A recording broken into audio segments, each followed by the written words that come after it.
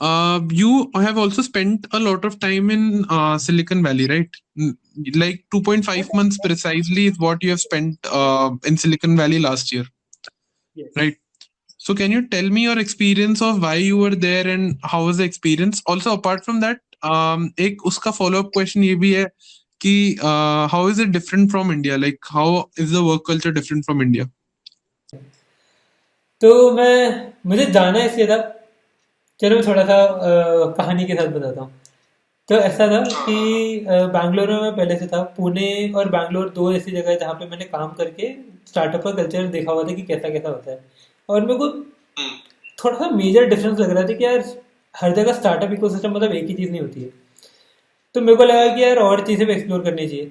और मेरी जो पहली स्टार्टअप थी इन्फॉर्मेट ग्लोबल, उसके लिए मैं ऑलरेडी नॉर्वे जा चुका था और मैंने स्कैंडिनेवियन स्टार्टअप इकोसिस्टम जो कि बहुत ज़्यादा by the way sustainable development goals जो कि सोशल एस्पेक्ट से होते हैं उनके ऊपर बहुत ज़्यादा फोकस है वहाँ का startup ecosystem, unlike silicon valley और बैंगलोर।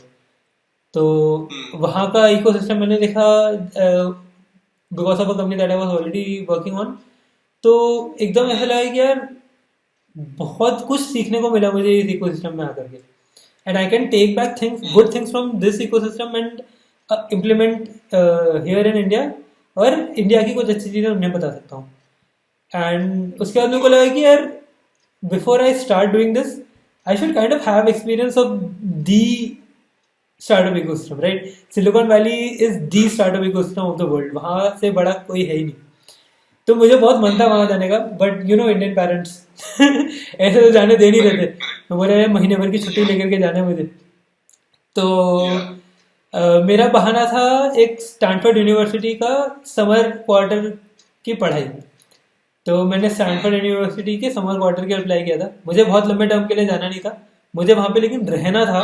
आई wanted to live there, experience the life there, experience the startup ecosystem there, and try to gain as much as I can for myself and for my startup from Silicon Valley. Okay. So this was the objective. तो apply किया, luckily select हो गया। तो जब वहाँ गया मैं तो ऑब्वियसली स्टार्टिंग में तो थोड़ा एक दो वीक तो मैं कोर्सेज के साथ ही कोप अप कर रहा था स्टैनफोर्ड में। आपने कहाँ पे अप्लाई किया था? कौन सा स्टार्टअप था वो? मतलब what was where did you apply to go to Silicon Valley? Startup में नहीं, मैंने स्टैनफोर्ड यूनिवर्सिटी में समर कोर्स के लिए अप्लाई किया था।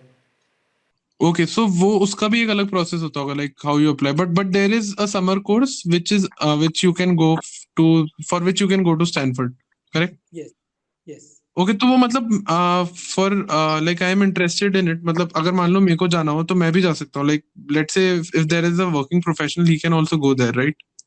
जा सकते हो, पर तुम्हें वहाँ पे ज़्यादातर पीयर ग्रुप जो है वो कॉलेज स्टूडेंट्स का मिलेगा।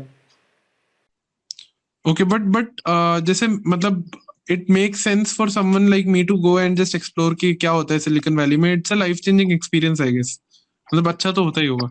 अच्छा होता है, लाइफ चेंजिंग भी कुछ रिस्पेक्ट तक बोल सकते हो, but I think it has a price, और वो प्राइस से तुम्हें पहले कंपेयर करना चाहिए कि is there a tangible outcome to it और नॉट। मेरे लिए जब कितना मैं जा क्या रहा प्राइस था, होता है? Can you put numbers of that, like can you put the time and numbers of it? मेरे लगभग 10 लाख रुपए खर्च हुए थे इसमें।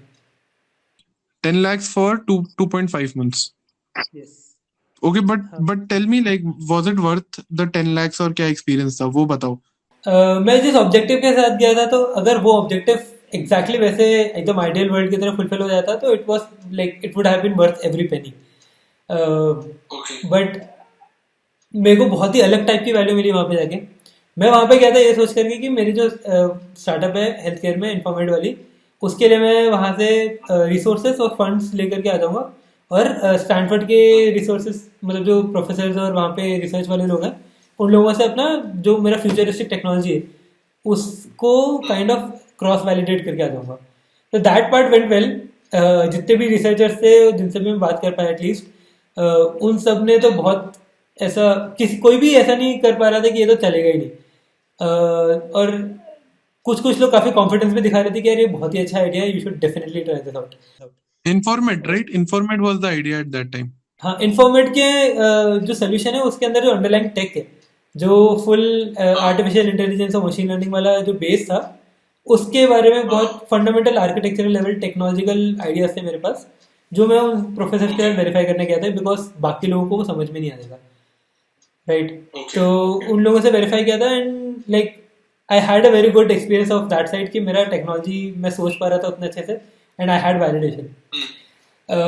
फंडिंग के साइड पे I got a lot of yeses, but उसके बाद क्या होता था जब वो फॉलो अप मीटिंग्स करते थे, तो उसमें एक बहुत ही स्ट्रॉन्ग फैक्ट रियलाइज हुआ मुझे कि शायद जो मेरे को फाउंडिंग ग्रुप है उसमें एक की एलिमेंट की प्रॉब्लम है।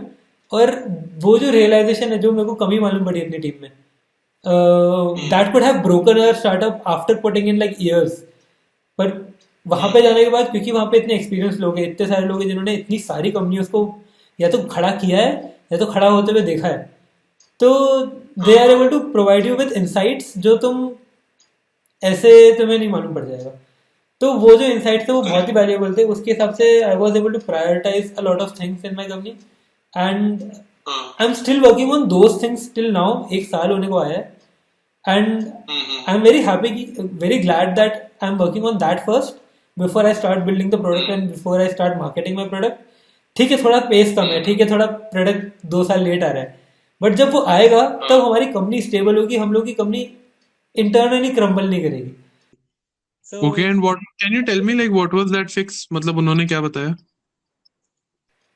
थोड़ा सा कॉन्वोल्यूटेड है, मतलब उसके लिए मेरे को फिर स्टार्टअप जार्गन बहुत ज़्यादा बतानी पड़ जाएगी, बट मोर और लेस ये समझ लो कि it was about the team structure, the the dynamics that the team had right now versus how it would be based on the formal paperwork that we had done. तो जो paper work था उसमें हम लोग actually 4 equals थे जो startup कर रहे थे, तो हम लोग ने बहुत ही नाइवली ऐसे 25% सबकी कंपनी है, and that like we started like that, and that was basically one of like that is kind of a representation of the biggest flaw that we had in our company internally. Got it, got it. So, matlab that 25-25, right? If 4 people start, then that is the basic which everyone would think. But I also know some models how to divide equity, all of that. Like there is sweat equity also, जहाँ पे आप मतलब पहले you have to work for a particular time, then you get vested उतना, right? हाँ, मतलब basically there are some motivators. मतलब basically there are key motivations to work in the company for 4 people also. Correct? yes. मतलब 4 लोगों में all those things they restructured. They did not restructure it, उन लोगों ने ये रियलाइज कराया कि प्रॉब्लम कहाँ है। तो जो बहुत इक्वल्स वाला पूरा सेटअप था उसमें सबसे बड़ी प्रॉब्लम ये थी कि डिसीजन मेकिंग अटक जाती थी एक इंसान के एग्रीमेंट नहीं होने से। और क्या कह सकते हैं, कितना इन्वेस्टमेंट है किसी का, personal investment in the company, उसका कोई गॉज नहीं था। सब लोग इक्वल की तरह आ रहे थे, जबकि काम जब तुम देखोगे तो बहुत ज़्यादा हर एक इंसान का कंट्रीब्यूशन बहुत ही अनइक्वल था, and that was clearly because of their own priorities in life. तो हमारी हेल्थ केयर स्टार्टअप थी और 2 हमारे को फाउंडर्स जो थे वो प्रॉपर मेडिकल बैकग्राउंड के थे। तो उनमें से एक इंसान का ना डॉक्टर बनने का बहुत ही बड़ा ऑब्जेक्टिव था, and they would never give up on their dream of being a doctor, like actually practising in a clinic to work in a startup. And that was kind of a realization कि यार startup में you need to give your 100%, you have to give up your family and your sleep a lot of times, और तुम साथ में एक profession चालू करने की सोच रहे हो, and you still think कि तुमको 25% of the company का शेयर मिलना चाहिए। तो that was like a huge blunder that we had made। तो that's the problem that needs fixing, right? So we are working on that right now।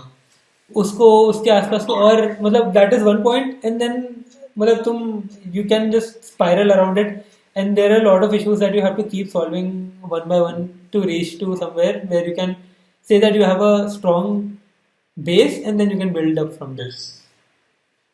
Correct. Okay, got it. This is interesting. मतलब Stanford ने actually, so there was a second aspect to it, वो मैंने miss कर दिया, like I overheard it। एक तो ये वाला था, और एक दूसरा क्या एंगल था, like what was that angle कि अगर वो हो जाता तो आपका मतलब you would have realized every single penny which you spent there। That was कि मेरे को वहाँ से फंडिंग और मेंटरशिप मिल जाती अगर वहाँ से किसी कोई इंक्यूबेटर में घुस जाता मैं, तो उसमें स्टार्टअप भी वहाँ पे एकदम से वापस से एक्सेलरेट हो जाती। एक बार हम लोग ऑलरेडी नॉर्वे में एक्सेलरेट हो चुके थे, पर उस समय हम लोग नाइव थे, हम लोग कुछ भी नहीं आता था। अब हमको कुछ कुछ चीज़ें आती थी और हमारे पास प्रोडक्ट का आइडिया बहुत एकदम हमने सॉलिडिफाई कर दिया था। अभी हमें अगर एक्सेलरेशन मिलता तो हम लोग एकदम से मतलब एक मार्केट में ले जाने लायक प्रोडक्ट बना देते 3 महीने के अंदर।